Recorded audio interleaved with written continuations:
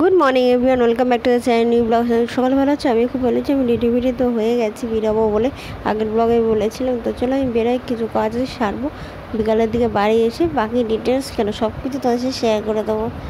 তো কিছু কাজ ছিল সেসব করে বাড়িতে তো চলে এসেছি। আর বৃষ্টিতে না ভিজে এসেছি, আর বৃষ্টিতে ভিজলে স্বাভাবিক ঠান্ডা লাগবে যাবে।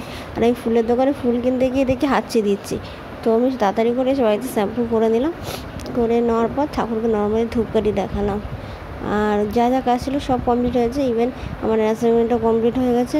সিরিয়াসলি আমার যা টেনশনটা ছিল সেই টেনশনটা সত্যি কথা বলতে পুরোটাই কমে গেছে। অ্যাকচুয়ালি স্বাভাবিকভাবে বুঝতেই পারো, কোনো কাজ ইনকমপ্লিট থাকলে বা কমপ্লিট না হলে যা প্রবলেমটা হয় বা টেনশনটা চলে সেটা তো হয়। আর আমার সেই প্রবলেমটা হয়েছে অ্যাসাইনমেন্টের জন্য, প্রচণ্ড প্রবলেম হচ্ছিলো। আর সেটা আমি আজকে ভোর 5টার সময় ঘুম থেকে উঠে করে নিয়েছি। 5টার সময় ঘুম থেকে উঠেছি, সেই কাজগুলো সারলাম। আর তখন নেট দুটোই ভালো চলছিলো, স্পিড চলছিলো। কারণ মানুষ সত্যি সেই সময় ভোর 5টার সময় তার বসে সবাই ফোন ঘাটে না বা কিছু করে না।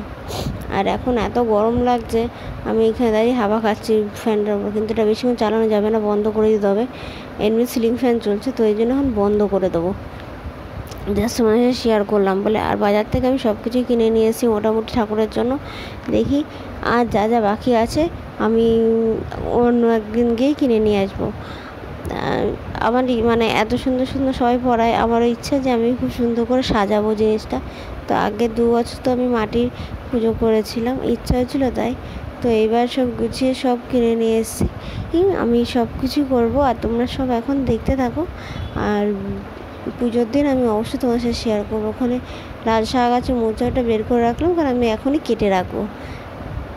মুদিখানার জিনিসপত্র, এগুলো ঠাকুরের জিনিসপত্র এক ঝুড়ি। আর এখানে ঠাকুরের জামা কাপড় আর সব কিছু তোমার সাথে আমি অবশ্যই শেয়ার করে দেবো। বের করে নিই, দেখো এইগুলো ঠাকুরের জামা কাপড়।